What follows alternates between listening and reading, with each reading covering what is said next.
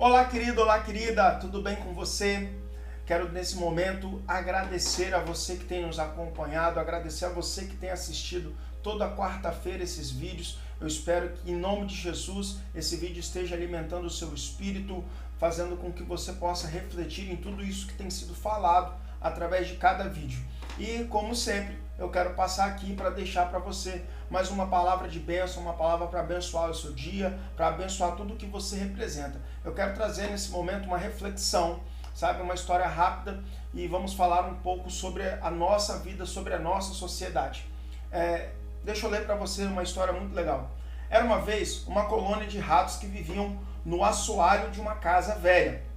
Havia rato de todos os tipos, grandes, pequenos, velhos, novos, fortes, fracos, da roça, da cidade. Havia ratos de todos os tipos ali. Mas nenhum deles ligava para essa diferença. Todos eram unidos em um único propósito. Os ratos, eles tinham um sonho comum de comer o grande queijo amarelo, o grande queijo cheiroso, o grande queijo que atraía a atenção de toda aquela colônia. Então não havia diferenciação entre um e outro, porque todos tinham o mesmo propósito e todos tinham o mesmo objetivo, que era chegar até o queijo e comer aquele queijo, que seria uma surpresa e uma felicidade muito grande para aquela colônia. Mas nenhum deles conseguia chegar perto do queijo, porque havia um gato que circulava, que estaria entre eles, entre a colônia e o queijo. E todas as vezes que algum rato mais corajoso saía para ir até o queijo, esse gato o devorava. Então todos eles tinham medo daquele gato. Os ratos odiavam o gato. E quanto mais eles odiavam o gato, mais eles se sentiam irmãos, porque eles tinham o mesmo propósito, a mesma coisa, eles pensavam da mesma forma. Queriam comer o queijo. E o ódio deles cresceu tanto, sabe? E eles tinham esse inimigo em comum, e um ódio muito grande por esse inimigo em comum, que era o gato, que eles desejavam que aparecesse um cachorro para comer o gato, ou que esse gato morresse. Como nada podiam fazer, eles se reuniam para conversar, sabe? Aquelas velhas conversas, jogar a conversa fora. Então eles se reuniam e ficavam conversando, faziam discursos e denunciavam o comportamento do gato, né? Não sei para quem que eles denunciavam, mas eles denunciavam o comportamento do gato. E chegaram até a escrever livros, sabe, para aquela sociedade, para aquela colônia de ratos, falando de como seria chegar até o queijo, falando do comportamento do gato, sabe? Quando se estabelecer a ditadura dos ratos, diziam os camundongos, então todos seremos felizes. Eles esperavam estabelecer uma ditadura de ratos, para que eles fossem felizes e pudessem comer do queijo. Só o queijo era grande para todos eles, dizia um. Outro dizia, socializaremos o queijo, dizia outro. E todos batiam palmas e cantavam as mesmas canções. Era comovente ver tanta fraternidade. Como seria bonito se o gato morresse, outros falavam, sabe? Todos sonhavam em comer o queijo. E quanto mais eles sonhavam em comer o queijo, e quando eles sonhavam em comer o queijo, no sonho, o queijo, eles comiam e o queijo crescia. Eles comiam e o queijo crescia. Até que chegou um belo dia em que amanheceu, eles acordaram e não viram o gato. Numa bela manhã, o gato havia sumido. Ninguém mais viu o gato, e aí eles ficaram com aquela pulga atrás da orelha. Será que o gato é mais uma armadilha? Será que é alguma estratégia do gato para nos pegar? E aos poucos eles foram saindo de dentro da colônia, de dentro do assoalho daquela casa velha, e conseguiram chegar até o queijo. E quando chegaram até o queijo, compreenderam que o queijo, à medida que eles iam comendo aquele queijo tão glorioso, o queijo ia acabando. Então toda aquela ideologia, tudo aquilo que eles falavam acerca do queijo, e todo o sonho que eles tiveram de comer o queijo e o queijo crescer de novo, foi por terra, caiu por terra, foi por água abaixo. Então eles começaram a disputar o queijo entre eles próprios. Os ratos começaram a olhar uns para os outros como se fossem inimigos. Olharam cada um para a boca do outro para ver o quanto de queijo haviam comido. E os olhares eram enfurecidos. Arregaçavam os dentes uns para os outros e esqueceram-se do gato. E eram os seus próprios inimigos. Então o inimigo deixa de ser o gato e passa a ser os próprios ratos. E aí a briga começou. Os mais fortes expulsaram os mais fracos a dentadas, os mais novos expulsaram os mais velhos a dentadas, e o ato contínuo de briga começou e foi perpetuamente. Alguns ameaçaram chamar o gato de volta, alegando que só assim a ordem seria reestabelecida. Então o gato, que era o opressor, alguns já queriam chamá-lo de volta para que reestabelecesse a ordem na colônia. O projeto de socialização do queijo, que havia sido aprovado naquele momento, foi que qualquer pedaço de queijo poderá ser tomado pelos seus proprietários para ser dado aos ratos magros, desde que este pedaço tenha sido abandonado pelo dono. O problema é que nenhum rato que tinha um pedaço de queijo sob sua propriedade abandonava aquele pedaço de queijo. Então os ratos fracos, os ratos magros, ficaram condenados.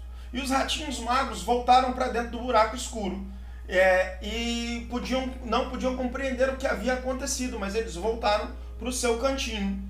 E o mais inexplicável era a transformação que se operava no focinho dos ratos mais fortes, agora donos do queijo. Tinham todo jeito de gato, o olhar malvado do gato e os dentes à mostra como do gato.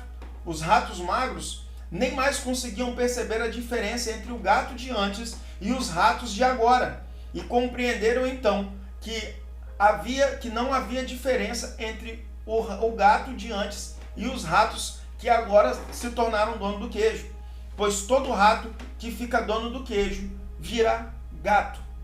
Não é por acidente que os nomes são tão parecidos, o rato e o gato, só muda uma letra. Aleluia! E o que eu quero dizer com isso tudo? Perceba que a colônia de ratos, eles tinham um objetivo em comum, tinham um alvo em comum, tinha um propósito em comum, e quando conseguiram atingir esse propósito, eles não tiveram domínio sobre as suas sensações, domínio sobre as suas emoções, e foi cada um por si, e virou uma algazarra só, virou uma bagunça só. E às vezes é como está a nossa sociedade nos dias de hoje. Eu quero te trazer para essa reflexão, fazendo uma introspecção, como está a nossa vida. Paulo escreve a Timóteo, alertando a Timóteo, na sua segunda carta a Timóteo, no capítulo 3, do verso 1 ao verso 5, Paulo está dizendo o seguinte: sabe, porém, isto, que nos últimos dias sobrevirão tempos penosos, pois os homens serão amantes de si mesmos, gananciosos, presunçosos, soberbos, blasfemos, desobedientes aos seus pais, ingratos, ímpios, sem afeição natural, implacáveis, caluniadores, incontinentes, cruéis, inimigos do bem, traidores, atrevidos, orgulhosos, mais amigos dos seus deleites do que amigos de Deus, tendo aparência de piedade, mas negando-as o poder. Deste afasta-te. Então Paulo está instruindo a Timóteo aqui a se afastar desse tipo de pessoa, a se afastar da pessoa que tem esse tipo de comportamento. A referência que Paulo usa aqui a Timóteo com relação aos últimos dias revela o senso de urgência que Paulo está tendo para com Timóteo. E para Paulo, os últimos dias se iniciaram na ressurreição de Jesus, e os últimos dias continuarão até a segunda vinda de Jesus. Então, logo, mediante a Paulo, nós estamos nos últimos dias, sabe? Talvez desde a sua infância você ouve falar que nós estamos nos últimos dias, mas nós estamos nos últimos dias porque Paulo tem esse entendimento que quando Jesus ressuscita e sobe aos céus, aí inicia os últimos dias e só vai terminar na sua segunda vinda, quando ele vier reinar sobre a terra.